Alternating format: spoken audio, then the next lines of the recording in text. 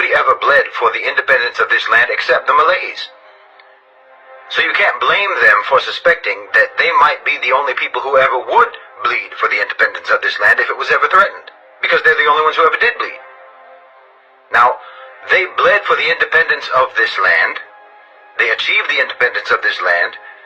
They freed themselves from the British Empire, and then they adopted the people whom the British Empire left behind.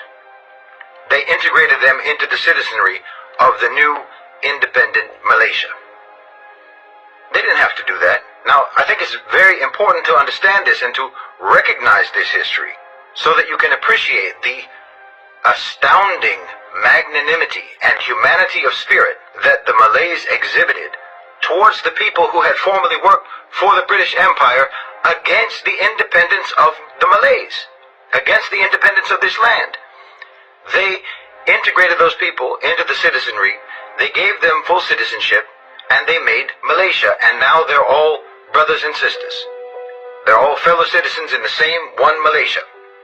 It's extremely important to recognize this and to appreciate this, because it seems to me that it's very popular to allege that the only obstacle to Malaysia being a successful multiracial, multi-ethnic, multi-religious society, the only obstacle to that is the Malays. The opposite is true. You can't level that charge against the Malays. There is a multiracial society in Malaysia because of the Malays. There is a multi-ethnic society in Malaysia because of the Malays. There is a multi-religious, multi-faith society in Malaysia because of the Malays. Their magnanimity, their tolerance is not open to question.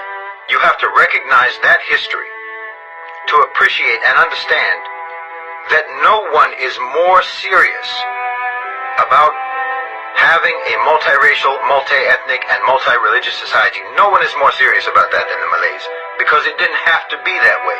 They didn't have to do that. They could have treated the people that were left behind by the British Empire as persona non grata, but they didn't. And you need to understand that the Malays are proud of that, because those are beliefs that come from Islam. That's a value system that comes from Islam. This is something that the Malays are proud of, that the Muslims are proud of. We can, in Islam, have multiple belief systems operating peacefully amongst each other, multiracial groups. You understand? So it doesn't make any sense for anyone to oppose Islam being the official religion of the state of Malaysia in the Constitution, because it's on that basis, it's because of that value system that you have a multiracial, multi-ethnic, and multi-religious society. You have to appreciate it.